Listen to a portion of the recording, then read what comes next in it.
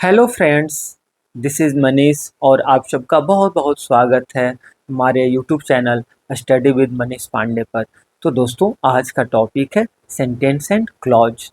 Letters जब आपस में मिलते हैं तो शब्द बनते हैं, लेकिन जब शब्द आपस में मिलते हैं तो फ्रेज, क्लॉज और सेंटेंस बनते हैं। फ्रेज पर मैं एक सेपरेट वीडियो बनाऊंगा, उसके बारे में हम लोग देखेंगे, लेकिन आज के इस वीडियो में हम लोग सेंटेंस और क्लॉज को देखते हैं। तो शुरू करते हैं हम सेंटेंस से। सेंटेंस के बारे में हम लोग ये जानते हैं कि अर्थ के आधार पर सेंटेंस जो होता है असर्टिव या डिक्लेरेटिव या उसको स्टेटमेंट भी कहा जाता है। और इसके बाद इंटेरोगेटिव, इम्परेटिव, ऑप्टेटिव और एक्सक्लामेटरी, ये सब अर्थ के आधार पर वाक्य के भेद होते हैं। लेकिन वाक्य की जो संरचना है, वाक्य का निर्माण किस तरह से हुआ है, इस आधार पर वाक्य ऐसे तो मुख्य रूप से तीन ही प्रकार के होते हैं, लेकिन आज के समय में कुछ ग्रामरियन चौथे प्रकार की भी चर्चा करते हैं, जिसका चर्चा हम लोग बोर्ड पर किए भी हैं। तो आइए देखते हैं कि ये चारों सेंटेंस क्या होते हैं। तो सबसे पहले हम देखते हैं सिंपल सेंटेंस। सिंपल सेंटेंस को हिंदी में सरल वाक्य कहा जाता है। तो वह वाक्य जिसमें एक सब्जेक्ट और एक ही प्रेडिकेट हो, वह वाक्य सिंपल सेंटेंस कहलाता है। जैसे Ram reads a book, Mohan is going to Patna, you will come tomorrow. तो ये सब जितने वाक्य हैं उसमें हम क्या देख रहे हैं कि एक सब्जेक्ट एक प्रेडिकेट है। Ram reads a book, Ram subject हो गया। सब्जेक्ट किसे कहते हैं? जिसकी चर्चा करते हैं वो सब्जेक्ट होता है, और सब्जेक्ट के बारे में जो कहा जाता है वो प्रेडिकेट होता है। तो आप देख सकते हैं यहाँ राम एक सब्जेक्ट हो गया और एक प्रेडिकेट हो गया। प्रेडिकेट में फाइनाइट वर्ब को देखना चाहिए। इसके बाद कह रहे हैं Suresh will go to Patna. किसकी चर्चा हो रही है? सुरेश की चर्चा हो रही है। सुरेश सब्जेक्ट हो गया। क्या चर्चा हो रही है? विल गो टू पटना, ये प्रेडिकेट हो गया। तो यहाँ भी हम देख रहे हैं कि एक सब्जेक्ट एक प्रेडिकेट है। यहाँ देखिए हेल्प मी, मेरी मदद कीजिए। तो यहाँ इसका सब्जेक्ट जो है वो तो अंडरस्टूड है यू, और ये जो प्रेडिकेट है दिखाई पड़ रहा है। तो इस तरह से हम कहेंगे कि ये सिंपल सेंटेंस है। इसके बाद दूसरा जो प्रकार है वो है कंपाउंड सेंटेंस। कंपाउंड सेंटेंस को हिंदी में संयुक्त वाक्य कहते हैं। तो संयुक्त वाक्य जो होता है इसमें एक से अधिक सब्जेक्ट या एक से अधिक प्रेडिकेट होता है। जैसे Ram and Shyam Ram and Shyam are going. अब देखिए यहाँ दो वाक्य को ऐड कर दिया गया है, Ram is going, Shyam is going, और दोनों को जब हम जोड़ दिए एंड से तो हो गया Ram and Shyam are going. तो आप देख सकते हैं कि एक राम सब्जेक्ट हो गया, एक दूसरा सब्जेक्ट जो है श्याम हो गया, है ना, और ये प्रेडिकेट हो गया। तो एक से अधिक सब्जेक्ट हो, एक से अधिक प्रेडिकेट हो तो क्या कहा जाएगा? कंपाउंड सेंटेंस कहा जाएगा। कुछ ग्रामेरियन, कुछ भाषाविद इसको ऐसे भी डिफाइन किए हैं कंपाउंड सेंटेंस को कि वह सेंटेंस जो कि इंडिपेंडेंट क्लॉज, उसमें एक से अधिक इंडिपेंडेंट क्लॉज हो तो वो कंपाउंड सेंटेंस होता है। और वो किससे, वो जो इंडिपेंडेंट क्लॉज जो है वो किससे जुड़े रहते हैं? वो कोऑर्डिनेटिंग कंजंक्शन से जुड़े रहते हैं। कोऑर्डिनेटिंग कंजंक्शन अर्थात एंड, और, बट, इधर और, neither, nor, not only but also, ये सब जो है कोऑर्डिनेटिंग कंजंक्शन है। तो यहाँ हम लोग देख रहे हैं इधर मोहन और सोहन हैज डन दिस। तो ये सब आप देख रहे हैं यहाँ सब्जेक्ट केवल मोहन ही नहीं है या केवल सोहन ही नहीं है, बल्कि दोनों है। तो कंपाउंड सेंटेंस में क्या होता है? सब्जेक्ट एक से अधिक होता है, प्रेडिकेट एक से अधिक होता है। ठीक है। इसके बाद हम चर्चा करेंगे कॉम्प्लेक्स सेंटेंस। कॉम्प्लेक्स सेंटेंस को हिंदी में मिश्र वाक्य कहते हैं। जैसा इसका नाम है मिश्र वाक्य, ये मतलब कॉम्प्लेक्स, वो थोड़ा कॉम्प्लेक्स है भी। इसको भी कई तरह से डिफाइन किया गया है। जो सबसे सटीक और जो सबसे आसान डिफिनीशन है वो यह है कि कोई वाक्य जो कि प्रिंसिपल क्लॉज और सबोर्डिनेट क्लॉज से बना हुआ है तो वह कॉम्प्लेक्स सेंटेंस कहा जाएगा। अब यहाँ एक शब्द आ रहा है प्रिंसिपल क्लॉज और दूसरा आ रहा है सबॉर्डिनेट क्लॉज। इसको भी हम लोग समझेंगे। क्लॉज जो होता है शब्दों का समूह होता है, उसमें अपना सब्जेक्ट और प्रेडिकेट भी रहता है, लेकिन वह हमेशा इंडिपेंडेंट नहीं रहता है। कभी इंडिपेंडेंट रहता है, कभी डिपेंडेंट रहता है। तो अगर कोई वाक्य ऐसा है, अगर कोई क्लॉज ऐसा है जो कि इंडिपेंडेंट है, तो उसको कहा जाएगा इंडिपेंडेंट क्लॉज या प्रिंसिपल क्लॉज या मेन क्लॉज, या उसको सुपर ऑर्डिनेट क्लॉज भी कहा जाता है। क्लॉज के बारे में थोड़ा और आगे पढ़ेंगे। अभी हम लोग कॉम्प्लेक्स सेंटेंस के बारे में देख ले कि कॉम्प्लेक्स सेंटेंस एक प्रिंसिपल क्लॉज और एक या एक से अधिक सबऑर्डिनेट क्लॉज से बना हुआ होता है। ठीक है, जैसे Ram said that his father would come today. Ram said ये प्रिंसिपल क्लॉज हो गया, और that his father would come to that day ये क्या हो गया, सबऑर्डिनेट क्लॉज हो गया। तो हम देख रहे हैं कि इस वाक्य में एक पीसी आया है और एक एससी आया है। तो जहां पीसी एससी आया हो तो वैसे सेंटेंस को कॉम्प्लेक्स सेंटेंस कहा जाता है। फिर यहाँ देख सकते हैं आई थिंक, ये पीसी हो गया। That you can do it if you try, ये क्या हो गया, ये भी कॉम्प्लेक्स सेंटेंस हो गया। इसके बाद चौथा जो सेंटेंस है ये मिक्स सेंटेंस है। मिक्स सेंटेंस जो है वह कंपाउंड सेंटेंस और कॉम्प्लेक्स सेंटेंस दोनों के मेल से बना होता है, अर्थात उसमें कोऑर्डिनेटिंग कंजंक्शन भी आया रहता है और सबऑर्डिनेटिंग कंजंक्शन भी आया रहता है। जैसे यहाँ हम देख सकते हैं। और दूसरा क्या खासियत है, वो दूसरा खासियत ये है कि कैन बी स्प्लिट इनटू 3 और मोर सेंटेंस। मिक्स सेंटेंस की खासियत है कि वो 3 या 3 से अधिक वाक्यों में वो खंडित किया जा सकता है। जैसे एक वाक्य में यहाँ लिखा हूँ, I went to Gujarat, met my friend and saw the place where Gandhi ji was born. इस वाक्य को अगर हम लोग ध्यान से देखें तो हम पाते हैं कि I went to Gujarat, I met my friend, I saw the place, और अंत में है where Gandhi ji was born. तो आप देख रहे हैं कि इसमें 1 2 3, ये 3 जो है प्रिंसिपल क्लॉज है, अर्थात इंडिपेंडेंट क्लॉज है, और जो सबऑर्डिनेट क्लॉज है वो है अंत में where Gandhi ji was born. तो इस तरह के जो वाक्य है इन सबको मिक्स्ड सेंटेंस कहा जाता है। हाँ, एक और बात मैं बता देना चाहूँगा कि जो कंपाउंड सेंटेंस है, कंपाउंड सेंटेंस को कहीं कहीं डबल सेंटेंस भी लिखा रहता है या मल्टीपल सेंटेंस भी लिखा रहता है। अब सेंटेंस के बारे में कुछ फैक्ट मैं बता दूं, कुछ इंटरेस्टिंग फैक्ट है, इसके बाद हम लोग क्लॉज की चर्चा करेंगे। सामान्यतः ये समझा जाता है कि सिंपल सेंटेंस जो होता है वही 2-4 शब्दों का होता है, यानी सिंपल सेंटेंस के बारे में लोग समझते हैं कि वो छोटा सेंटेंस होता है, जबकि ऐसा नहीं है। उसका संबंध है कि उसमें एक सब्जेक्ट और एक फाइनाइट वर्ब होना चाहिए। यहाँ देख सकते हैं, यहाँ 28 शब्दों का एक वाक्य लिखा हुआ है और यह वाक्य सिंपल सेंटेंस है। Putting some money in a bag and taking a dog with him, Ram went to market to buy some books and to give some cakes to the dog. आप देख सकते हैं यह वाक्य जो है इसमें राम सब्जेक्ट है और वेंट जो है फाइनाइट वर्ब है, एक सब्जेक्ट और एक ही फाइनाइट वर्ब। तो ये वाक्य यद्यपि कि 28 शब्द का है लेकिन ये सिंपल सेंटेंस है। और इसकी चर्चा कौन किया है, हमारे बहुत बड़े ग्रामेरियन, बहुत बड़े राइटर सकल सिन्हा जी अपनी पुस्तक में किए हैं। ठीक है, इसके बाद एक और मैं रोचक बात बताना चाहता हूँ कॉम्प्लेक्स सेंटेंस के बारे में।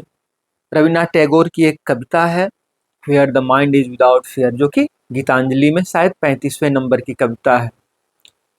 इस कविता की खासियत यह है कि यह पूरी की पूरी कविता मात्र एक सेंटेंस में लिखी गई है, और वो जो कविता है सबऑर्डिनेट क्लॉज से चालू होती है। लगातार 7 सबऑर्डिनेट क्लॉजेज आते हैं वेयर से शुरू होते हुए, और अंत में प्रिंसिपल क्लॉज आ जाता है, oh my father let my country awake.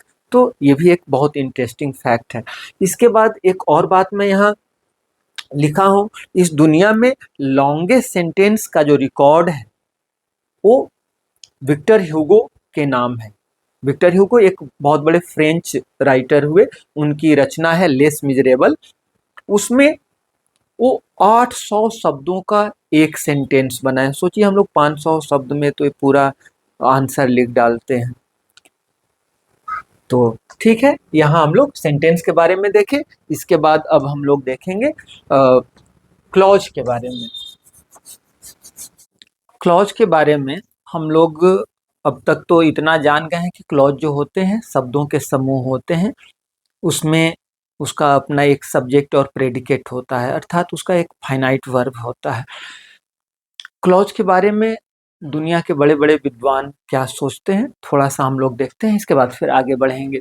तो एस हॉर्नबी, जो कि दुनिया के बहुत बड़े ग्रामरियन हुए, वो कहते हैं कि क्लॉज जो है ग्रुप ऑफ वर्ड्स है, सब्जेक्ट एंड वर्ब होता है उसमें, और फॉर्म्स अ सेंटेंस और पार्ट ऑफ सेंटेंस। ठीक है, आप समझ रहे होंगे, ये सब मैं चर्चा कर चुका हूँ। यहाँ माइकल स्वान का जो डिफिनीशन है इसको भी देखते हैं। ये कह रहे हैं कि ए clause is a part of sentence. देख रहे हैं, हॉर्नबी भी सेम बात कह रहे हैं, which contains a subject and a verb. वो सब मैच कर रहा है। हाँ, यहाँ ये क्या कर रहे हैं कि joint to the rest of sentence by a conjunction. तो कोई भी क्लॉज अगर दो आया है तो जोड़ने का काम तो हम लोग जानते हैं कि कंजंक्शन ही करता है। यहाँ टॉड जो एक बहुत बड़े ग्रामेरियन हुए, ये कह रहे हैं कि clause is a group of words. बिल्कुल बात सेम है। हाँ, थोड़ा सा यहाँ ये अलग तरह से बात को बताए हैं। Larger than a phrase and smaller than a sentence कह रहे हैं टॉडलर कि जो क्लॉज होता है वो फ्रेज से बड़ा होता है, सेंटेंस से छोटा होता है, and having a subject and predicate. तो इन तीनों डिफिनीशन को अगर हम लोग सिंथेसाइज करें तो हम ये समझ रहे हैं कि क्लॉज जो होता है शब्दों का समूह होता है, उसका अपना सब्जेक्ट एंड प्रेडिकेट होता है, और वो किसी वाक्य का हिस्सा होता है। ठीक है, अब आगे देखते हैं टाइप्स ऑफ क्लॉजेज। तो क्लॉज तीन प्रकार के होते हैं। एक प्रिंसिपल क्लॉज को मेन क्लॉज या इंडिपेंडेंट क्लॉज या सुपर ऑर्डिनेट क्लॉज भी कहा जाता है। क्यों कहा जाता है? क्योंकि डिफिनीशन कह रहा है कि the clause that can stand alone, वह क्लॉज जो कि अकेले वो रह सकता है, वो मेन क्लॉज कहलाता है। दूसरा चीज है, it does not depend on any other clause, ये किसी दूसरे क्लॉज पर डिपेंड नहीं होता है, इसलिए इसको इंडिपेंडेंट क्लॉज भी कहा जाता है। अगर और एक बात मैं यह भी कहना चाहूंगा कि क्लॉज केवल कॉम्प्लेक्स सेंटेंस में ही तो नहीं होते हैं, वो तो कंपाउंड में भी होते हैं। और हम लोग जब डिफिनीशन पढ़ रहे थे तो देखे कि कंपाउंड सेंटेंस वह सेंटेंस होता है जिसमें कोऑर्डिनेटिंग कंजंक्शन यानी कोऑर्डिनेट क्लॉज आए रहते हैं। और कोऑर्डिनेट क्लॉज कौन होते हैं? जो कि इंडिपेंडेंट क्लॉज होते हैं। तो चूंकि कंपाउंड सेंटेंस में सबके सब प्रिंसिपल क्लॉज ही रहते हैं, तो वहां नहीं, ये जेसी निस्फील्ड साहब का जो डिफिनीशन है वो है कॉम्प्लेक्स सेंटेंस के रिगार्डिंग। किस सेंटेंस के रिगार्डिंग? कॉम्प्लेक्स सेंटेंस के रिगार्डिंग। कह रहे हैं कि कॉम्प्लेक्स सेंटेंस में प्रिंसिपल क्लॉज अर्थात मेन क्लॉज वह होता है जिसकी क्रिया पूरे वाक्य की मुख्य क्रिया होती है। क्या कह रहे हैं, थोड़ा सा देखा जाए। कह रहे हैं कि द क्लॉज दैट कॉन्टेन्स, वह क्लॉज जिसमें होती है, क्या होती है? Main verb of the entire complex sentence. चूंकि कॉम्प्लेक्स सेंटेंस कोई अगर हम यहाँ देखते हैं, Mohan said that Sohan had fallen ill, Mohan ने कहा कि सोहन बीमार पड़ गया था। अब यह मोहन से लेकर के इल तक तो एक वाक्य है। जब एक वाक्य है तो इसमें एक कर्ता होगा, एक क्रिया होगी, और एक कर्म या कंप्लीमेंट होगा। यहाँ एक बात मैं और क्लियर कर देना चाहूँ कि क्लॉज, क्योंकि ये कॉम्प्लेक्स सेंटेंस है तो दो क्लॉज कम से कम होंगे, और क्लॉज का अपना सब्जेक्ट अपना प्रेडिकेट होगा। मैं यहाँ क्लॉज का सब्जेक्ट प्रेडिकेट नहीं कह रहा हूँ, बल्कि पूरे सेंटेंस का सब्जेक्ट और प्रेडिकेट में कह रहा हूँ। तो पूरे सेंटेंस का सब्जेक्ट है मोहन, और क्रिया है सेड, और तब ये दैट सोहन हैड फॉलन इल क्या हो गया? ये हो गया पूरे वाक्य का ऑब्जेक्ट। यहां हम देख रहे हैं कि ऑब्जेक्ट जो है एक क्लॉज है। ठीक है, तो क्रिया कौन है? मुख्य क्रिया सेड है, और मुख्य क्रिया किस भाग में है? मोहन सेड वाले पार्ट में है। तो मोहन सेड जो है यह प्रिंसिपल क्लॉज अर्थात मेन क्लॉज कहा जाएगा। ठीक है, इसके बाद कोऑर्डिनेट क्लॉज। कोऑर्डिनेट क्लॉज को कई तरह से परिभाषित किया गया है। एक परिभाषा ये है कि एक परिभाषा ये है कि कोऑर्डिनेट क्लॉज वह क्लॉज होता है जो कि कोऑर्डिनेटिंग कंजंक्शन से चालू होता है। आप जानते हैं कि कंजंक्शन मुख्य रूप से दो प्रकार के होते हैं, कोऑर्डिनेटिंग कंजंक्शन और subordinating conjunction. Coordinating conjunction equal rank के क्लॉज को अपने साथ टैग करते हैं, जोड़ते हैं, जबकि सबऑर्डिनेटिंग कंजंक्शन जो होता है वो एक प्रिंसिपल क्लॉज को और एक या एक से अधिक सबऑर्डिनेटिंग क्लॉज को ये करते हैं। मतलब वहाँ जो रिलेशन रहता है, ध्यान दीजिएगा, कॉम्प्लेक्स सेंटेंस में जो रिलेशन रहता है क्लॉज के बीच वो सिमेट्रिकल नहीं रहता है। बहुत बड़े ग्रामेरियन हुए सिडनी ग्रीनबम और रैंडोल्फ वर्क, वो कहते हैं कि जो कॉम्प्लेक्स सेंटेंस होता है वहाँ जो क्लॉजेज होते हैं उनमें जो रिलेशन होता है वो सिमेट्रिकल नहीं होता है, मतलब इक्वल नहीं होता, यही है। जबकि कोऑर्डिनेट क्लॉज इक्वल रैंक को ये करता है। जैसे एक वाक्य है यहाँ, Ram likes me and I like Ram. Ram likes me, Ram मुझे पसंद करता है और मैं राम को पसंद करता हूँ। आप देख सकते हैं कि यहाँ ये जो वाक्य है एंड से जुड़ा हुआ है, और एंड क्या है, एंड जो है कोऑर्डिनेटिंग कंजंक्शन है, और ये बिल्कुल इंडिपेंडेंट है। राम लाइक्स मी, राम मुझे पसंद करते हैं, आई लाइक राम, मैं राम को पसंद करता हूँ। तो ये किस तरह का क्लॉज हो गया, ये कोऑर्डिनेट क्लॉज हो गया। और इसमें राम लाइक्स मी ये भी इंडिपेंडेंट क्लॉज है और आई लाइक राम ये भी इंडिपेंडेंट क्लॉज है। लेकिन आप थोड़ा सा यहाँ ध्यान दीजिए, थोड़ा सा एक शब्द चेंज कीजिएगा और यह वाक्य और यह क्लॉज पूरी तरह से चेंज हो जाएगा। कैसे?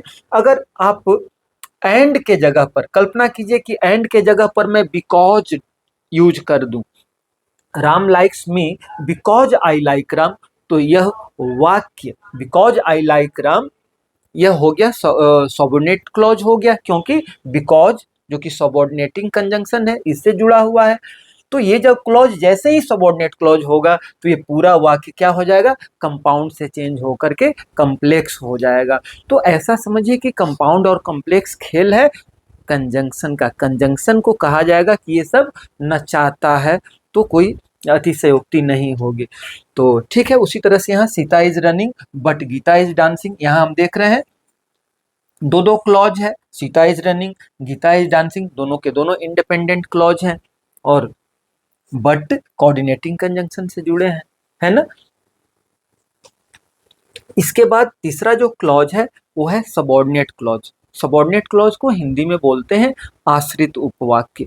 आश्रित नाम ही है इसका, आश्रित जो किसी के आश्रय में रह रहा हो। और मैं बताया कि आश्रित उपवाक्य अर्थात सबऑर्डिनेट क्लॉज कहाँ आता है, कॉम्प्लेक्स सेंटेंस में आता है। और ये भी मैं बताया कि सिडनी ग्रीनबम, रैंडोल्फ वर्क, ये लोग क्या कहते हैं कि इस कॉम्प्लेक्स सेंटेंस में जो क्लॉजेस के बीच रिलेशन होते हैं वो सिमेट्रिकल नहीं होते हैं, वो इक्वल नहीं होते हैं। तो ठीक है, अब यहाँ देख लिया जाए कि Ram said that Dinesh was sick, Ram ने कहा, ये प्रिंसिपल क्लॉज हो गया। क्या कहा, दैट दिनेश वाज सिक, कि दिनेश बीमार था। तो दैट दिनेश वाज सिक जो है यह सबऑर्डिनेट क्लॉज हुआ। देखिए सबऑर्डिनेट क्लॉज जो होते हैं वो नाउन का काम करते हैं, एडजेक्टिव का काम करते हैं और एडवर्ब का काम करते हैं। तो हम उसको ऐसे भी पहचान सकते हैं।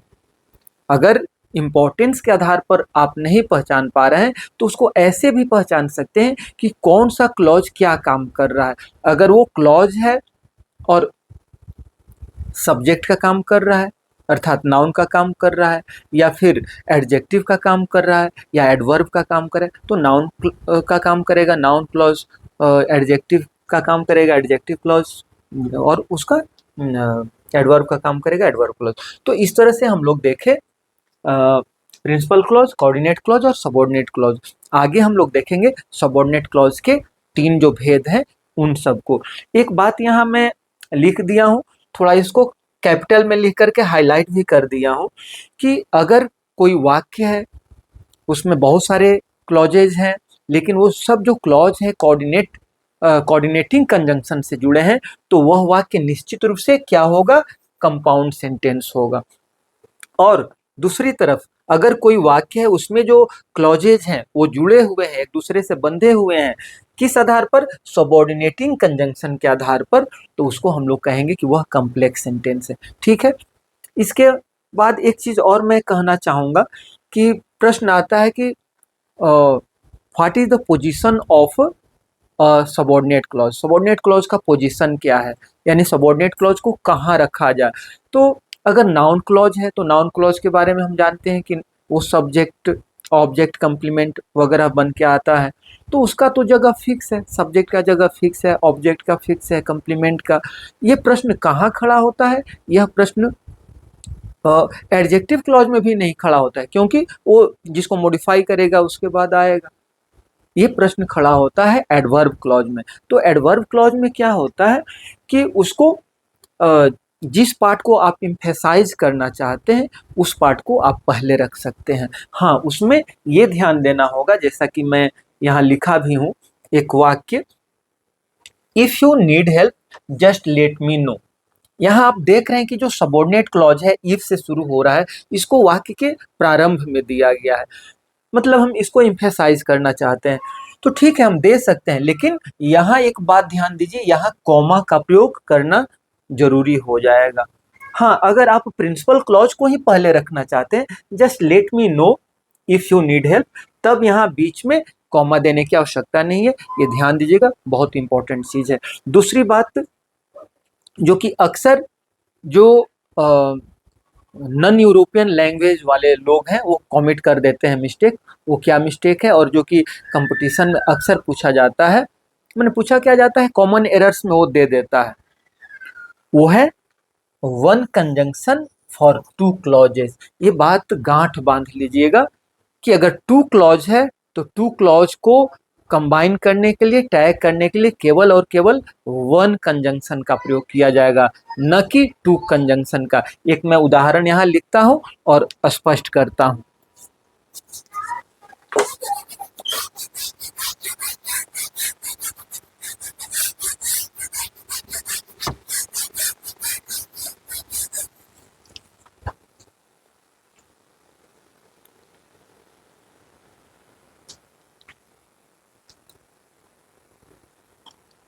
Because I liked him, I tried to help him। अब आप यहाँ देख रहे हैं बिकॉज आई लाइक्ड हिम, क्योंकि मैं उनको पसंद करता था, I tried to help him, मैंने उनको क्या किया, हेल्प करने का प्रयास किया। आप देख रहे हैं कि जो सबॉर्डिनेट क्लॉज है वो पहले है, यहाँ कॉमा का प्रयोग किया गया है। अगर आप ऐसा करते I try to help him because I liked him, तो बीच में कॉमा की आवश्यकता नहीं थी। खैर मैं उसको अभी नहीं बता रहा हूँ, मैं बता रहा हूँ one conjunction for two clauses. अब देखिए, हम लोग हिंदी भाषी हैं, हिंदी भाषा की अपनी व्याकरण है, हम लोग हिंदी में बोलते हैं क्योंकि मैं उसको पसंद करता था, इसलिए मैं उसको हेल्प करने का प्रयास किया। हम लोग यहाँ क्या करते हैं, बीच में इसलिए शब्द जोड़ देते हैं। या फिर एक दूसरा वाक्य हम लोग देखते हैं, यद्यपि मोहन गरीब है तथापि वह ईमानदार है। यद्यपि मोहन गरीब है तथापि वह ईमानदार है। अब बीच में आप देख रहे हैं तथापि का प्रयोग किया जा रहा है, लेकिन अंग्रेजी में क्या होता है, अंग्रेजी में ऐसा नहीं होता, बस एक कॉमा का प्रयोग कर दिया जाता है। अब अगर इसको ऐसा हम लोग लिखें कि बिकॉज आई लाइक्ड हिम, क्योंकि मैं उनको पसंद करता था, so I tried to help him. अब यहाँ आप देख रहे हैं कि एक कनेक्टर बिकॉज है और दूसरा कनेक्टर सो है, तो यहाँ किस नियम का वायलेशन हुआ है, यहाँ one conjunction for two clauses जो रूल है उसका वायलेशन हो गया है, इसलिए यह वाक्य जो है क्या हो गया, ये वाक्य गलत हो गया और ये पहला वाक्य सही हो गया। तो ये कंपटीशन के ख्याल से बहुत इंपॉर्टेंट है। अब आगे हम देखते हैं सबऑर्डिनेट क्लॉज के तीन भेद one by one. Noun clause वह क्लॉज होता है जो किसी वाक्य में नाउन का काम करता है। तो नाउन का काम हम जानते हैं, किसी वाक्य का सब्जेक्ट होना, किसी वाक्य का ऑब्जेक्ट होना, किसी प्रीपोजिशन का ऑब्जेक्ट होना, और किसी वर्ब का या किसी प्रीपोजिशन का कंप्लीमेंट होना। नाउन का प्रयोग अपोजिशन के लिए भी होता है, अपोजिशन। तो सबसे पहले हम देखते हैं noun clause as a subject of a sentence. और एक बात मैं बता देना चाहूंगा कि नाउन क्लॉज पता करने का सबसे आसान तरीका क्या है। तो जिस तरीका से हम किसी वाक्य के सब्जेक्ट को फाइंड करते हैं, किसी वाक्य के ऑब्जेक्ट को फाइंड करते हैं या कॉम्प्लीमेंट को फाइंड करते हैं, सेम वही तरीका है नाउन क्लॉज को भी फाइंड करने का। देखते हैं, what he gave me is not suitable for मी। उसने जो दिया वो मेरे लिए सटीक नहीं है। यहाँ किसकी चर्चा हो रही है? व्हाट ही गेव मी की चर्चा हो रही है। उसने जो मुझे दिया, इस बात की चर्चा हो रही है, इसलिए ये सब्जेक्ट हो गया। और ये जो सब्जेक्ट है इसको थोड़ा सा हम एनालाइज करें तो देखते हैं कि इसमें एक सब्जेक्ट है और एक फाइनाइट वर्ब भी है। तो ये क्लॉज हो गया।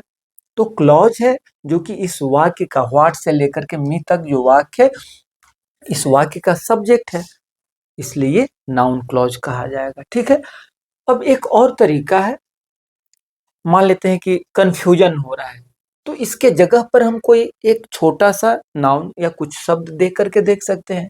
अगर हम कहें this is not suitable for me, या this pen, this dress, this sweater is not suitable for me, तो यहाँ दिस पेन या दिस स्वेटर या दिस रिंग क्या हो रहा है? सब्जेक्ट ही ना हो रहा है। और वही तो काम व्हाट ही गेव मी भी कर रहा है, तो ये सब्जेक्ट हो गया। ठीक है। उसी तरह से यहाँ when he will come is uncertain, अनिश्चित है। क्या अनिश्चित है? तो व्हेन ही विल कम, वह कब आएगा, यह अनिश्चित है। तो यहाँ किसकी चर्चा हम कर रहे हैं? उसके आने की चर्चा करें कि वह कब आएगा, इस बात की चर्चा कर रहे हैं, इसलिए यह भाग वाक्य का सब्जेक्ट है। और देखते हैं कि यहाँ ही सब्जेक्ट और वेलकम क्रिया भी आई है, तो ये क्या हो गया? नाउन क्लॉज हो गया। इसके बाद हम देखते हैं object to a transitive verb. ये ऑब्जेक्ट का भी काम करता है। मोहन इट्स, अब यहाँ अगर हम लिखते हैं मोहन इट्स अ मैंगो, तो ये मैंगो, अ मैंगो क्या होता है? ऑब्जेक्ट ही तो होता है। क्या खाता है? तो आम खाता है। यहाँ देखिए मोहन इट्स, मोहन खाता है। क्या खाता है? व्हाट ही लाइक्स, जो उसे पसंद होता है। तो यहाँ व्हाट ही लाइक्स तीन शब्द मिल करके किसका काम कर रहा है? ए मैंगो का, एप्पल का, या कुछ भी चीज का। तो यहाँ हम देख रहे हैं कि यहाँ तीन शब्दों का एक क्लॉज है। ही जिसका सब्जेक्ट है, लाइक्स जिसका फाइनाइट वर्ब है, और ये ऑब्जेक्ट का काम कर रहा है, तो नाउन क्लॉज हो गया। गिव मी, मुझे दीजिए। क्या दीजिए? गिव मी अ पेन। तो गिव मी अ पेन जब आप कहते हैं तो यहाँ अ पेन क्या होता है? ऑब्जेक्ट ही तो होता है ना। तो ठीक यहाँ भी देखिए, गिव मी क्या दीजिए? व्हाट यू हैव, जो आपके पास है। तो व्हाट यू हैव किसका काम कर रहा है? यहाँ ऑब्जेक्ट आया हुआ है, उसका काम कर रहा है। और चूंकि ये क्लॉज है और ये ऑब्जेक्ट का काम करे, तो नाउन क्लॉज हो गया। आगे देखते हैं ऑब्जेक्ट टू ऑफ प्रीपोजिशन। किसी प्रीपोजिशन का ऑब्जेक्ट, जब प्रीपोजिशन का ऑब्जेक्ट होता है तो वह किसी प्रीपोजिशन के बाद में आता है, ये बात ध्यान रखना होगा। आई कैनट एग्री, मैं सहमत नहीं हो सकता हूँ। टू, आप जानते हैं एग्री के साथ टू आता है, एग्री के साथ विद भी आता है। Agree to a proposal, agree with a person, खैर वो बाद में पढ़ेंगे। I cannot agree to what you say, किस चीज से सहमत नहीं है? व्हाट यू से, जो आप कहते हो। तो आप जो कहते हो, यहाँ ये क्या हो रहा है? प्रीपोजिशन, इस टू प्रीपोजिशन का ऑब्जेक्ट के रूप में काम कर रहा है। ठीक है। एक बात मैं बता देना चाहूंगा कि जो प्रीपोजिशनल ऑब्जेक्ट होता है वो ट्रेडिशनल ऑब्जेक्ट नहीं होता, इसलिए ट्रेडिशनल ऑब्जेक्ट के मानदंड पर वो खरा नहीं उतरता है। ये मॉडर्न ग्रामरियन का कंसेप्ट है, प्रीपोजिशनल ऑब्जेक्ट। पुरानी किताब देखिएगा, वहां कोई प्रीपोजिशनल ऑब्जेक्ट आपको नहीं मिलेगा।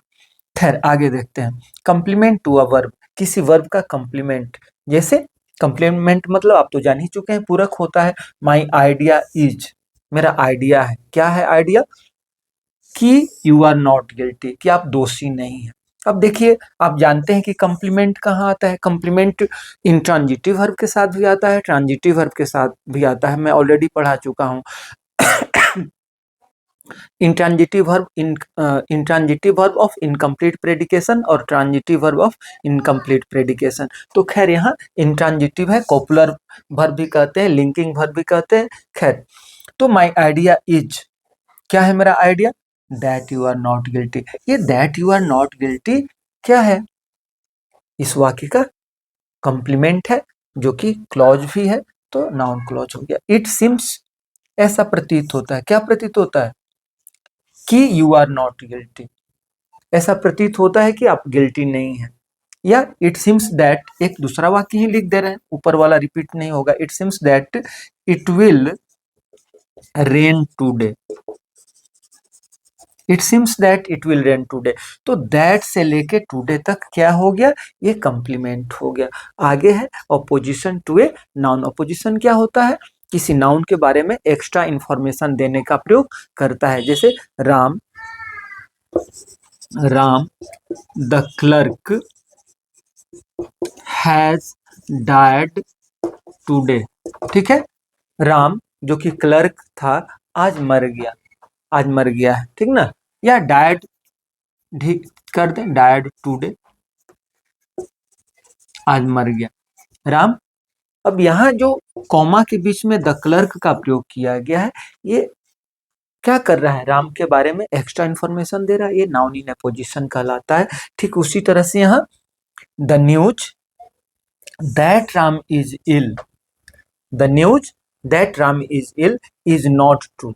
और जब अपोजिशन टू ए नाउन के रूप में किसी क्लॉज का प्रयोग किया जाता है, तो आप देखिएगा कि ये बीच में घुस जाता है, बिल्कुल एडजेक्टिव क्लॉज जैसा। एडजेक्टिव क्लॉज क्या होता है? अक्सर बीच में घुस जाता है, स्प्लिट हो जाता है प्रिंसिपल क्लॉज। यहाँ भी आप देखिए प्रिंसिपल क्लॉज जो है, मैं the news is not true. Principal clause कौन है? The news is not true. आप देख रहे हैं कि प्रिंसिपल क्लॉज स्प्लिट हो गया है और बीच में घुस गया है सबऑर्डिनेट क्लॉज। और ये किस चीज का काम कर रहा है? अपोजिशन का काम कर रहा है। That Ram is ill. ठीक उसी तरह से the report that India is progressing is true. तो आप देख रहे हैं जो मैं ब्लैक से अंडरलाइन कर रहा हूं, वो प्रिंसिपल क्लॉज है जो कि स्प्लिट है। और सबऑर्डिनेट क्लॉज कहाँ है? सबऑर्डिनेट क्लॉज बीच में आ गया है, जो कि अपोजिशन का काम कर रहा है। दैट इंडिया इज प्रोग्रेसिंग, यह रिपोर्ट की भारत प्रोग्रेस कर रहा है, सही है। तो द रिपोर्ट इज ट्रू जो है वो प्रिंसिपल क्लॉज हो गया, और that India is progressing subordinate clause हो गया। तो इस तरह से हम लोग नाउन क्लॉज को देखे। इसके बाद हम लोग अब एडजेक्टिव क्लॉज को देखेंगे। अब हम देखते हैं एडजेक्टिव क्लॉज को। वह क्लॉज जो एडजेक्टिव का काम करता है उसे एडजेक्टिव क्लॉज कहते हैं। एडजेक्टिव का काम क्या है? किसी नाउन या प्रोनाउन को मॉडिफाई करना। मॉडिफाई करने का मतलब क्या है? मॉडिफाई करने का अगर साधारण भाषा में हम समझें तो हम कह सकते हैं कि नाउन या प्रोनाउन के अर्थ में कुछ ऐड करना। कल्पना कीजिए कि कोई एक नाउन है बस। बस में हम कह सकते हैं लाल रंग की बस, उजले रंग की बस, बहुत महंगी बस, बहुत सस्ती बस, बहुत अच्छी बस। तो ये सब जितने भी शब्द हम बस के साथ लगा रहे हैं, वो सब के सब एडजेक्टिव कहे जाएंगे।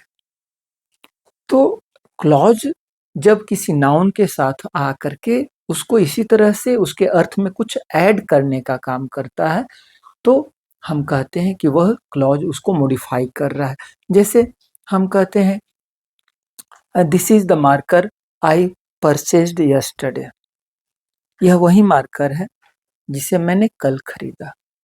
तो मार्कर के साथ हम क्या इसके अर्थ में और ऐड कर रहे हैं कि मैंने कल खरीदा। तो ये जो मैंने कल खरीदा सब्जेक्ट भी है, प्रेडिकेट भी है, और इसके अर्थ में कुछ ऐड कर दे रहा है, तो हम कहेंगे कि वह एडजेक्टिव क्लॉज है। और भी दूसरा उदाहरण देखते हैं, this is the boy who helped me. अब यहाँ बॉय है, दिस इज द बॉय, यह लड़का है। कौन लड़का है भाई? तो इसके अर्थ को और क्लियर कर रहा है हु हेल्प मी, जिसने मेरी मदद किया। तो हु हेल्प मी, आप यहाँ देख रहे हैं सब्जेक्ट भी है, प्रेडिकेट भी है, और यहाँ आया हुआ जो नाउन है बॉय, उसके अर्थ में कुछ ऐड कर रहा है, तो हम कहेंगे कि यह एडजेक्टिव क्लॉज है। ठीक उसी तरह से this is the house where I was born, यह वही जगह है यहाँ की मैं पैदा हुआ। तो यहाँ जो हाउस है, दिस, यह वही घर है जहाँ मैं पैदा हुआ। तो आप देख सकते हैं कि जो हाउस है, इसके अर्थ में और क्या ऐड कर दिया जा रहा है, और क्या एक्स्ट्रा इंफॉर्मेशन दे दिया जा रहा है कि मैं यहाँ पैदा हुआ।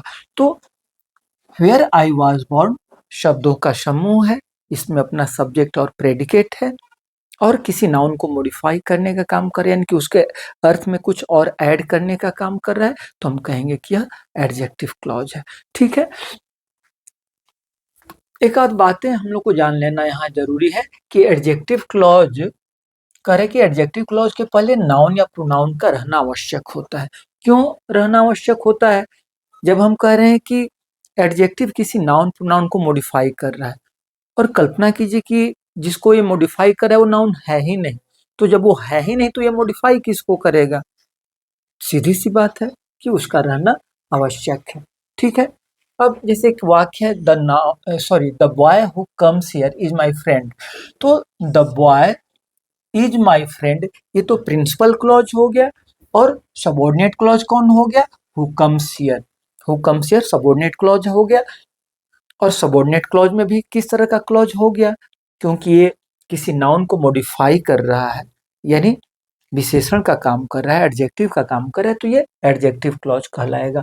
अब इसमें एक बात हम लोग को जानना जरूरी है, ये हु और ये नाउन, तो ये जो हु आया है, हु का बॉय जो है एंटीसीडेंट कहलाएगा।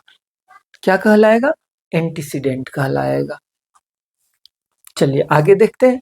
एडजेक्टिव क्लॉज में हम देखते हैं कि हु का प्रयोग होता है, हुज, होम, दैट, व्हिच, इन सब शब्दों का प्रयोग होता है। अब हु का प्रयोग कहाँ होता है? तो हु का प्रयोग प्राणी सूचक मतलब व्यक्ति के साथ किया जाता है, और सब्जेक्ट और ऑब्जेक्ट दोनों रूप में होता है। पहले हु का प्रयोग केवल और केवल नॉमिनेटिव केस में अर्थात सब्जेक्ट के रूप में होता था, लेकिन मॉडर्न इंग्लिश में हु का प्रयोग सब्जेक्ट और ऑब्जेक्ट दोनों के रूप में होता है। ठीक है, दूसरी बात है हुम हो गया, तो हुम तो हम जानते हैं कि हु का ऑब्जेक्टिव फॉर्म है, तो हुम का प्रयोग केवल ऑब्जेक्टिव फॉर्म में होता है। इसी का पॉजेसिव फॉर्म हो जाता है, अर्थात संबंध बताने का काम करता है हुज। तो हुज पॉजेसिव केस के रूप में उसका यूज होता है। जनरली व्यक्तियों के साथ होता है, लेकिन कभी कभी थिंग्स विदाउट लाइफ के साथ भी हो जाता है, जैसे कि हम यहाँ देख रहे हैं the sun whose rays give life to the earth, सूरज जिसकी किरणें धरती को जीवन प्रदान करती हैं, वाज रिगार्डेड एज गॉड, उसे क्या रिगार्ड किया जाता था? गॉड के रूप में रिगार्ड किया जाता था। तो यहाँ अगर हम लोग कहना चाहें तो हम कहेंगे कि the sun was regarded as earth, ये प्रिंसिपल क्लॉज है।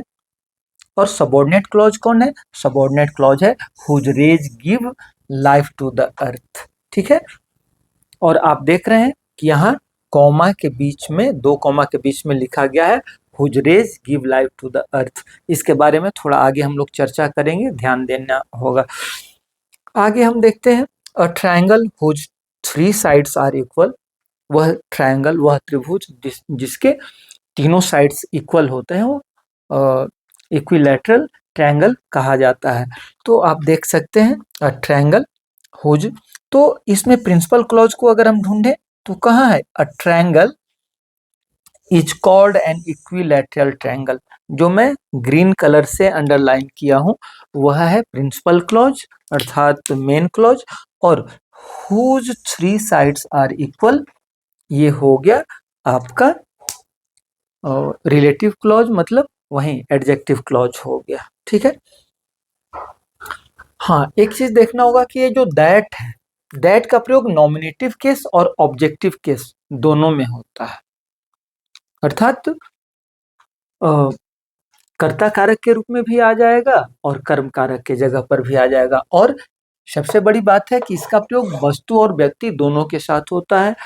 और जो सबसे यहाँ इम्पोर्टेंट बात ध्यान देने लायक है, अभी तक हम लोग पढ़ते आए हैं दिस सिंगुलर है, दैट सिंगुलर है, दीज और दोज प्लूरल है ना, ऐसा हम लोग पढ़ते हुए आए हैं। डिमोन्स्ट्रेटिव एडजेक्टिव या डिमोन्स्ट्रेटिव प्रोनाउन के रूप में जब ये दिस दैट काम करते हैं, मतलब खास तौर पर यहाँ मैं दैट की चर्चा करूंगा कि जब दैट का प्रयोग डिमोन्स्ट्रेटिव प्रोनाउन या डिमोन्स्ट्रेटिव एडजेक्टिव के रूप में होता है तो वो सिंगुलर होता है। लेकिन यहाँ ध्यान रखना है कि दैट का प्रयोग जब रिलेटिव प्रोनाउन के रूप में होता है, मतलब एडजेक्टिव क्लॉज में रिलेटिव प्रोनाउन के रूप में होता है, तो यहाँ यह दैट सिंगुलर और प्लूरल दोनों के साथ यूज होता है। जैसे अगर कहना चाहें तो हम कह सकते हैं, यहाँ लिखें कि नहीं लिखें, खैर कोई बात नहीं है। This is the book that I purchase yesterday. This is the book that I purchased yesterday. यह वही कलम है, सॉरी बुक है, जिसे मैंने कल खरीदा। अब आप देख सकते हैं कि मेरे हाथ में 3 मार्कर है, ब्लैक, ग्रीन और blue. These are the markers. अब आप देख सकते हैं ये प्लूरल है, 3 है तो प्लूरल है ही। These are the markers that I purchased yesterday. यहाँ मार्कर्स जो कि प्लूरल है, इसके साथ भी दैट का प्रयोग होगा। क्यों होगा? क्योंकि that is a relative pronoun here. ये रिलेटिव क्लॉज के साथ आया है, तो ये बात हमको ध्यान रखना होगा। ठीक है, इसके बाद थोड़ा रिलेटिव क्लॉज को भी देख ही लेते हैं। रिलेटिव क्लॉज कहाँ आता है? एडजेक्टिव क्लॉज में आता है। और रिलेटिव क्लॉज करता क्या है? जैसा कि नाम है इसका रिलेटिव, यानी ये रिलेट करता है, अपने से पहले आए हुए नाउन या प्रोनाउन को अपने से रिलेट करता है, संबंध स्थापित करता है, उसके बारे में कुछ और एक्स्ट्रा इंफॉर्मेशन देता है। और यह कितने तरह का होता है? यह 2 तरह का होता है। आप देख सकते हैं, डिफाइनिंग और नॉन डिफाइनिंग। डिफाइनिंग को हम रिस्ट्रिक्टिव भी कहते हैं और नॉन डिफाइनिंग को नॉन रिस्ट्रिक्टिव या कंटिन्यूएटिव भी कहते हैं। अब एक बात ध्यान देना होगा कि यहाँ मैं लिख भी दिया हूं कि हु, विच, वेयर एटसेट्रा जब नाउन के क्षेत्र को सीमित करने के लिए प्रयुक्त होते हैं तो उसे डिफाइनिंग या रिस्ट्रिक्टिव रिलेटिव क्लॉज कहा जाता है। लेकिन जब इन सभी का प्रयोग नाउन की सीमा का विस्तार करने के लिए आता है तो वह नॉन डिफाइनिंग या कंटिन्यूएटिव रिलेटिव क्लॉज कहा जाता है। अब इसमें एक बात हम लोग को ध्यान देना होगा। आप देख सकते हैं कि कहीं, जैसे कि यहाँ कॉमा का प्रयोग हुआ है, यहाँ कॉमा का प्रयोग हुआ है ना, क्या लिखा हुआ है? Non defining. जो नॉन डिफाइनिंग होते हैं उसमें कॉमा के साथ, यानी कॉमा के द्वारा उसको सेपरेट कर दिया जाता है, जबकि जो डिफाइनिंग होते हैं वहाँ कॉमा का प्रयोग नहीं होता है। अब आप कह सकते हैं कि कॉमा से क्या अंतर हो जाएगा? कोई पहाड़ थोड़े गिर जाएगा, पहाड़ तो नहीं गिरेगा, लेकिन कहीं कहीं अर्थ का अनर्थ हो सकता है। कैसे? आगे मैं चर्चा करूंगा। तो मैं सबसे पहले यहाँ कह रहा कि the man who works hard rises in his life. वह आदमी जो कठिन परिश्रम करता है जीवन में राइज करता है। अब यहाँ क्यों इसको डिफाइनिंग लिखा है? डिफाइनिंग यानी रिस्ट्रिक्टिव अर्थ में। अब यहाँ सब व्यक्ति तो राइज नहीं कर सकते हैं। कह रहा है कि जो वर्क्स हार्ड, व्यक्ति जो कठिन परिश्रम करते हैं। तो मान लेते हैं कि यह एक सर्कल हो गया, यह एक सर्कल हो गया व्यक्तियों की। तो इसमें तो सभी तरह के व्यक्ति होंगे, काम करने वाले, काम नहीं करने वाले। तो मान लेते हैं कि इसमें से इतना, ये जो शेडेड है ये है कठिन काम करने वालों की। ये ब्रीथ हो गया, ब्रीथ में से ये जो मैं शेड कर दिया ये हो गया कठिन काम करने वालों की। तो कह रहे हैं कि जो कठिन काम करने वाले आदमी हैं वो जीवन में राइज करते हैं। तो इसीलिए कह रहा है कि ये डिफाइन कर दिया, रिस्ट्रिक्ट कर दिया, उसको सीमित कर दिया। इतना बड़ा नाउन था, नाउन का गोला था, घेरा था, लेकिन उसको सीमित कर दिया कि नहीं कर दिया? कर दिया ना, इसलिए इसको डिफाइनिंग या रिस्ट्रिक्टिव कहा जाता है। जबकि दूसरा देख रहे हैं, Mohan who is Sohan's friend is very smart. यहाँ आप देख रहे हैं कि यहाँ भी आया है हु इज सोहन्स फ्रेंड, लेकिन ये हु इज सोहन्स फ्रेंड क्या कर रहा है? किसी नाउन को लिमिट कर रहा है, रिस्ट्रिक्ट कर रहा है? नहीं, बल्कि यह हु यहाँ आया है। ध्यान दीजिएगा, यहाँ हु का एंटीसीडेंट था मैन, जबकि यहाँ हु का एंटीसीडेंट कौन है? मोहन। तो मोहन के अर्थ को तो ये और क्लियर कर दे रहा है ना, करे कि मोहन जो कि सोहन का मित्र है बहुत स्मार्ट है। कौन मोहन बहुत स्मार्ट है जी? मान लेते कि मोहन तो कई बच्चों का नाम हो सकता है, कई लड़कों का नाम हो सकता है, लेकिन उसको क्या कर दे रहे, ये एक्स्ट्रा इंफॉर्मेशन दे दे रहा है, बिल्कुल पहचान करा दे रहा है कि नहीं, सब मोहन नहीं, वह मोहन जो कि सोहन का फ्रेंड है वो बहुत स्मार्ट है। तो इसको हम कहेंगे नॉन डिफाइनिंग। तो जो नॉन डिफाइनिंग है इसको कंटिन्यूएटिव ही कहा जाता है, उसको सीमित ये नहीं कर रहा है। इसी तरह से यहाँ दिया है the boy who stole my mobile has been arrested. वह लड़का जो कि मेरा मोबाइल चुराया था आज अरेस्ट हो गया। मान लेते हैं कि ये बॉय का सर्कल हो गया। ये क्या हो गया? बॉय का सर्कल हो गया। इसमें तो सभी बॉय हैं, लेकिन अरेस्ट कौन हुआ है? इसमें से एक थोड़ा सा ये जो है बॉय, ये जो था जो कि चुराया था। तो आप देख रहे हैं यहाँ ये क्या कर रहा है? इसको डिफाइन कर दे रहा है, रिस्ट्रिक्ट कर दे रहा है, सीमित कर दे रहा है। तो ऐसा जो यूज होगा इसको हम लोग डिफाइनिंग या रिस्ट्रिक्टिव यूज कहते हैं। ठीक है। अब थोड़ा सा प्रश्न उठ रहा था कि भाई और जैसा कि मैं यहाँ लिखा भी हूँ, लिखा हूँ कि नहीं लिखा हूँ, जरूर लिखा हूँगा कि जो क्या होते हैं, जो नॉन डिफाइनिंग होते हैं, तो नॉन डिफाइनिंग वाले जो क्लॉज हैं उसको कॉमा से सेपरेट किया जाता है। किससे सेपरेट किया जाता है? कॉमा से सेपरेट कर दिया जाता है। जबकि डिफाइनिंग वाले जो क्लॉज हैं उसमें कॉमा की आवश्यकता नहीं है। कॉमा अगर दे दिए तो अर्थ का अनर्थ हो जाएगा। यहाँ देखिए मैं लिखा हूँ my brother who is a doctor, my brother who is a doctor has कम। मेरा भाई जो कि डॉक्टर है आया है। कौन भाई आया है? जो कि डॉक्टर है, हु इज ए डॉक्टर। अब देखिए इसमें अगर प्रिंसिपल क्लॉज सबऑर्डिनेट क्लॉज पहचानने की बात मैं करूं तो मैं कह सकता हूं कि जो हरा रंग से अंडरलाइन किया हूं माय ब्रदर हैज कम, ये प्रिंसिपल क्लॉज हो गया यानी इंडिपेंडेंट क्लॉज हो गया। और हु इज ए डॉक्टर जो कि ब्लू इंक से मैं अंडरलाइन किया हूं, ये हो गया आपका सबऑर्डिनेट क्लॉज हो गया, अर्थात ये एडजेक्टिव क्लॉज हो गया। ठीक है। अब यहाँ आप देख सकते हैं कि ये दोनों ग्रीन से लिखा हुआ सेंटेंस जो है बिल्कुल सेम है। My brother who is a doctor has कम, और यहाँ भी है my brother who is a doctor has कम। शब्द तो बिल्कुल वही है। अंतर क्या है? अंतर है कि दूसरे वाक्य में कॉमा यानी हु इज ए डॉक्टर को दो कॉमा से हम लोग क्या कर दिए हैं, सेपरेट कर दिए हैं, उसको दो कॉमा के अंदर उसको रख दिए हैं। तो इसका अर्थ क्या हुआ?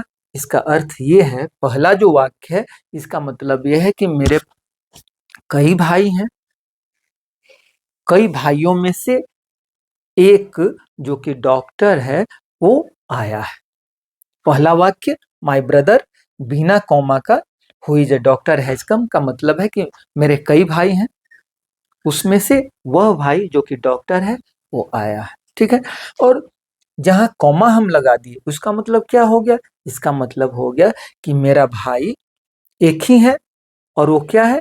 डॉक्टर है। मतलब यहाँ हु इज ए डॉक्टर का प्रयोग माय ब्रदर के अर्थ को क्लियर करने के लिए आया है। मेरा भाई जो कि डॉक्टर है आया है। और ये पहले वाक्य का मतलब हुआ कि भाई तो कई हैं लेकिन सब भाई नहीं, जो डॉक्टर है भाई वो आया है। ठीक है। अब कल्पना कीजिए कि अब यहाँ एक वाक्य लिख देते हैं, my father who is a doctor has come. कल्पना कीजिए, मैं कह रहा था ना कि कैसे ये बात का बतंगड़ बना सकता है। तो देखिए, अगर है कि माई फादर और बिना कॉमा का लिख रहे हैं who is a doctor has कम, तो इसका मतलब हो गया कि मेरे कई सारे पिता हैं, उसमें से वह पिता जो कि डॉक्टर हैं वो आए हैं। तो देखिए ये कितना गड़बड़ हो गया ना। इसलिए इस सब पर बहुत ध्यान देना है। ठीक है, एक और चीज मैं यहाँ सबसे इम्पोर्टेंट यहाँ बात मैं लिखा हूँ, और वह बात ये है कि डिफाइनिंग रिलेटिव क्लॉज वाले वाक्य कम्प्लेक्स होते हैं। ध्यान दीजिएगा, डिफाइनिंग मतलब जहाँ हम कॉमा नहीं लगा रहे हैं। डिफाइनिंग यहाँ भी लिखे हैं, डिफाइनिंग यहाँ भी लिखे हैं, डिफाइनिंग यहाँ भी लिखे हैं। डिफाइनिंग वाले में कॉमा का प्रयोग नहीं हुआ है, और वही असली क्या कहेंगे एडजेक्टिव क्लॉज है। बात आ गई समझ में।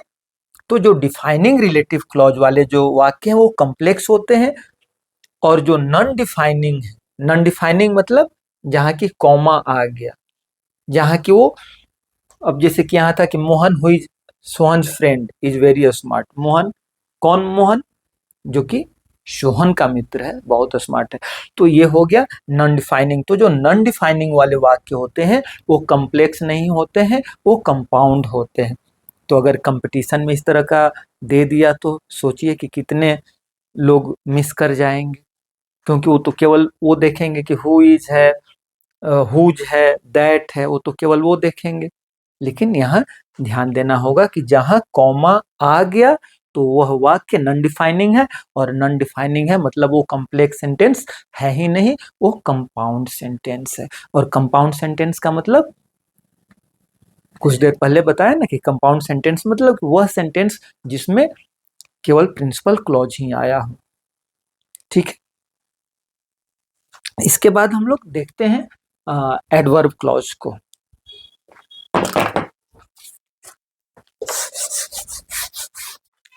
एडवर्ब क्लॉज वह क्लॉज होता है जो किसी वर्ब, किसी एडजेक्टिव या एडवर्ब को मॉडिफाई करता है। एडवर्ब क्लॉज पता करने के लिए सबसे अच्छा उपाय होता है कि हम क्रिया में ही प्रश्न लगाएं। कब, कहाँ, कैसे, क्यों, और जो जवाब मिले वही हमारा एडवर्ब क्लॉज होता है। जैसे अगर मैं कहूँ यू कैन गो, आप जा सकते हो, कहाँ जा सकते हो? वेयर यू वांट, जहाँ तुम चाहो।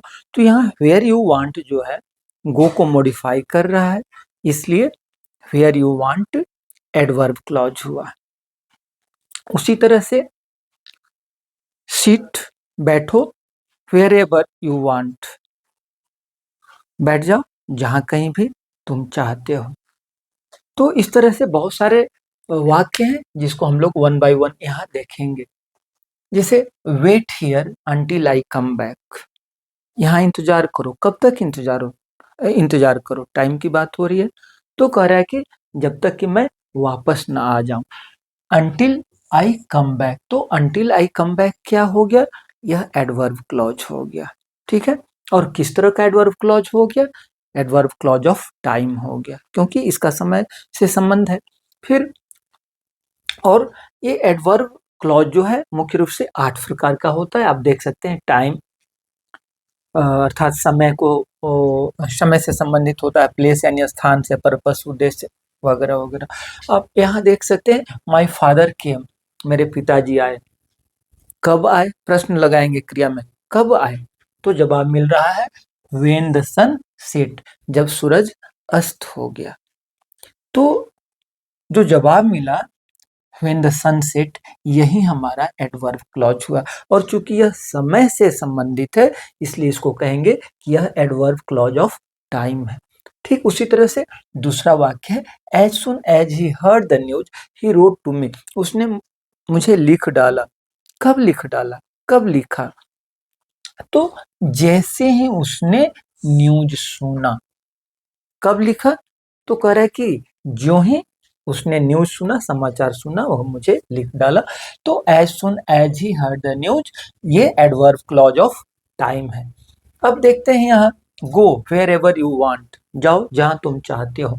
तो गो जो है प्रिंसिपल क्लॉज हो गया, इसका जो सब्जेक्ट है यू यहाँ छिपा हुआ है, और वेयर यू वांट जहां तुम चाहते हो ये क्या हो गया, ये आपका एडवर्ब क्लॉज ऑफ प्लेस हो गया। ठीक है, और आप तो जानते ही हैं कि चाहे नाउन क्लॉज हो, एडजेक्टिव क्लॉज हो, एडवर्ब क्लॉज हो, ये सब के सब सबऑर्डिनेट क्लॉज ही होते हैं।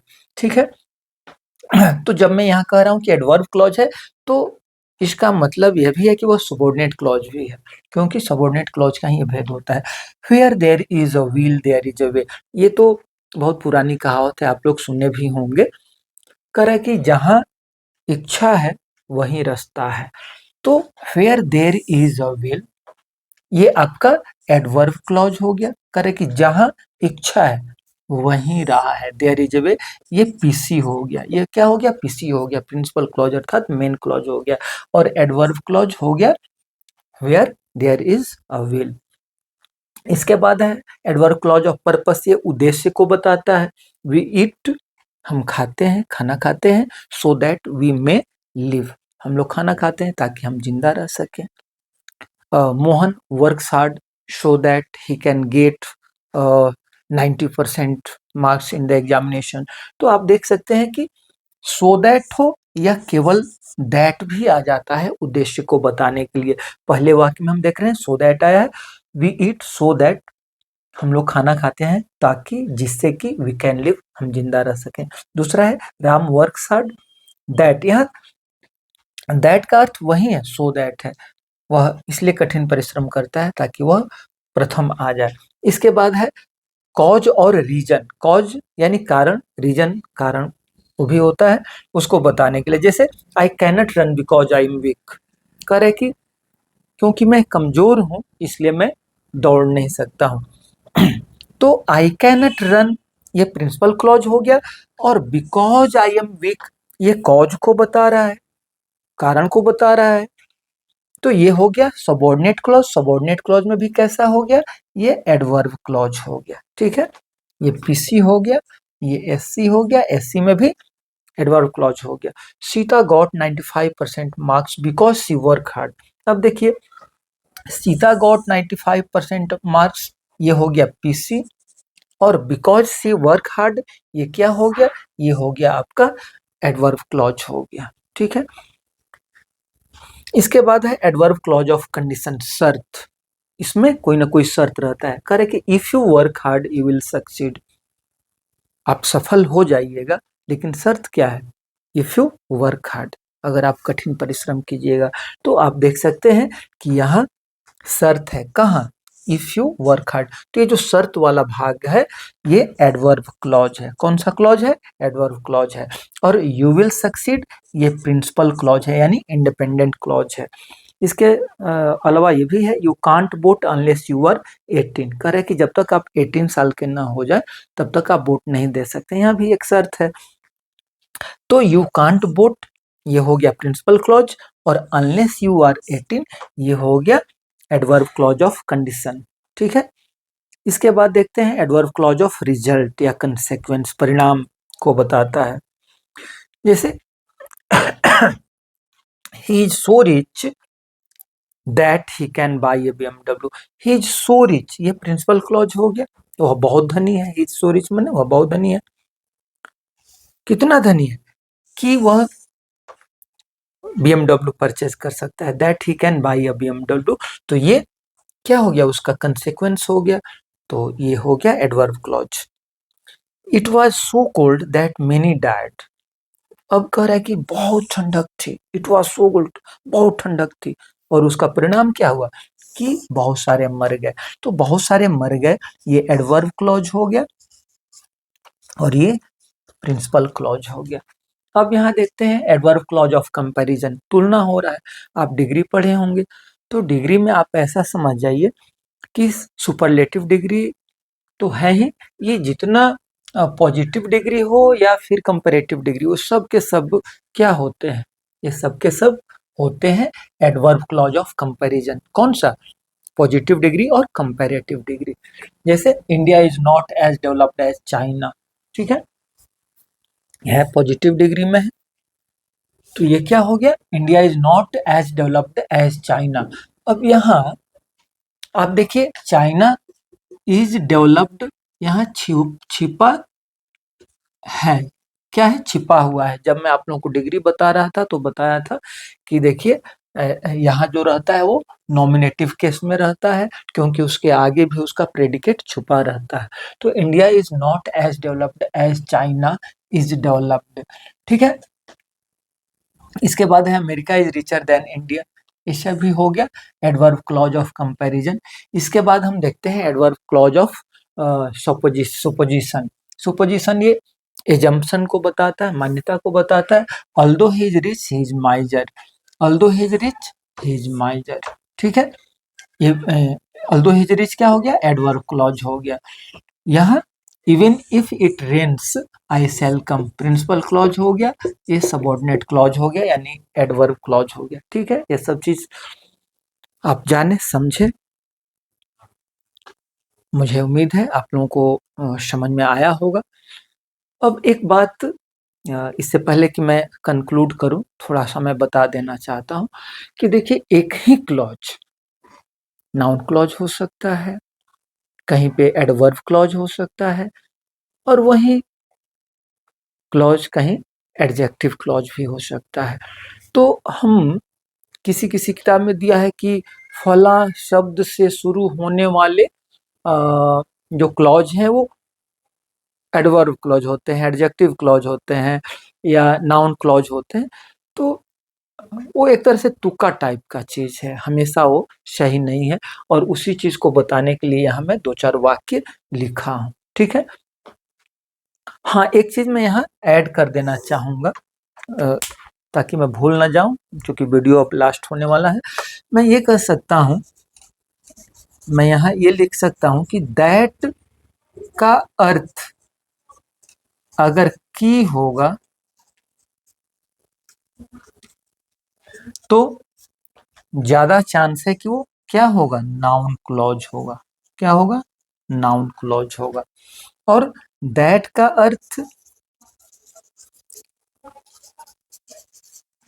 अगर जो होगा, क्या होगा, जो होगा, तो ज्यादा चांस है कि वो एडजेक्टिव क्लॉज हो जाए, ठीक ना। लेकिन ऐसा हमेशा सही होगा ये मैं नहीं कह रहा हूँ, ये तुक्का टाइप का चीज है। सबसे जो बेस्ट वे है वो देख लेना, आइए देखते हैं मिल करके। कह रहा है कि one clause but use differently, एक ही क्लॉज लेकिन उसका प्रयोग अलग अलग ढंग से। जैसे he died where he was born, आप देख सकते हैं कि यहाँ भी वेयर ही वॉज बोर्न आया है, यहाँ भी वेयर ही वॉज बोर्न आया है, यहाँ भी वेयर ही वॉज बोर्न आया है। आप देख रहे हैं यहाँ तीन जो ब्लैक कलर से मैं लिखा हूं, तीनों में वेयर ही वॉज बोर्न आया है।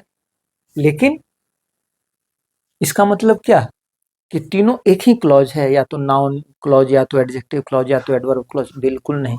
आइए देखते हैं। ही डाइड, वह मर गया, वेयर ही वॉज बोर्न, जहां वो जन्म लिया था, जहां वो पैदा हुआ था। अब यहाँ देखते हैं, वह मर गया जहां वह जन्म लिया था। कहाँ मर गया, क्रिया में लगा रहे हैं, कहाँ मर गया, तो क्रिया में प्रश्न लगा रहे हैं और जो जवाब मिल रहा है ये तो एडवर्ब हो गया ना, ये तो क्रिया विशेषण हो गया ना।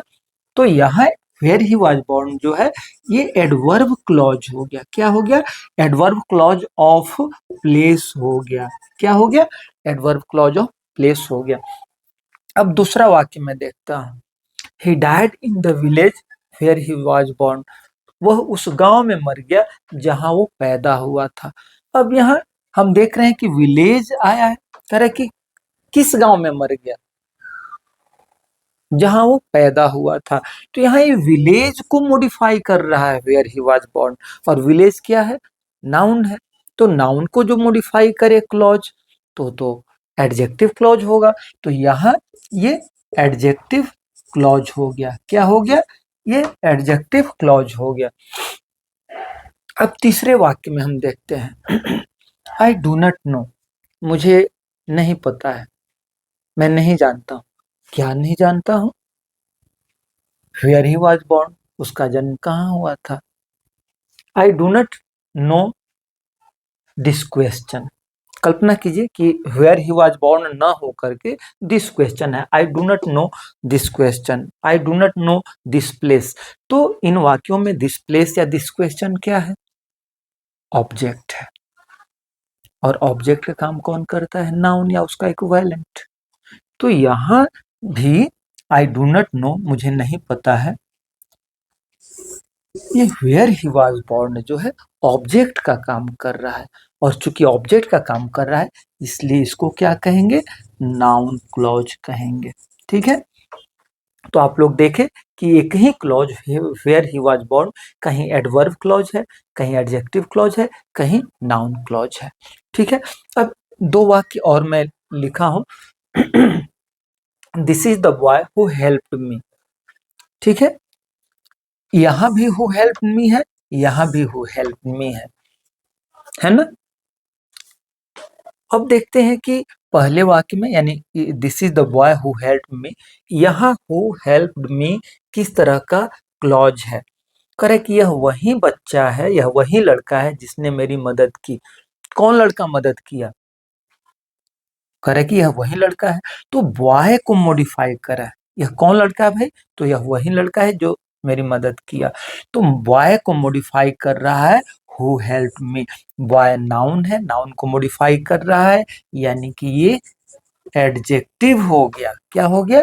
एडजेक्टिव क्लॉज हो गया। ठीक है, और जो अगला सेंटेंस है, आई डू नॉट नो, मुझे नहीं पता है। क्या नहीं पता है? आई डू नॉट नो कैसे यहाँ था, उसी तरह से यहाँ भी है, मुझे नहीं पता है। क्या नहीं पता है? यह क्वेश्चन या कुछ और, यानी यह ऑब्जेक्ट का काम कर रहा है। किसका काम कर रहा है? ऑब्जेक्ट का काम कर रहा है, और ऑब्जेक्ट का काम कौन करता है? नाउन या उसका इक्विवेलेंट। इसलिए हु हेल्प मी यहाँ नाउन क्लॉज हो गया। क्या हो गया? नाउन क्लॉज हो गया। क्या हो गया? Noun clause. तो आज का वीडियो थोड़ा सा लंबा ही हो गया है, लेकिन इस टॉपिक में हम लोग बहुत सारी चीजें कवर किए हैं। सेंटेंस, फ्रेज, क्लॉज और तमाम चीज, टाइप्स ऑफ क्लॉज। तो मैं उम्मीद करता हूँ कि आज का वीडियो आप लोगों को अच्छा लगेगा। तो मेरा वीडियो देखने के लिए आप लोगों को बहुत बहुत धन्यवाद। Thank you.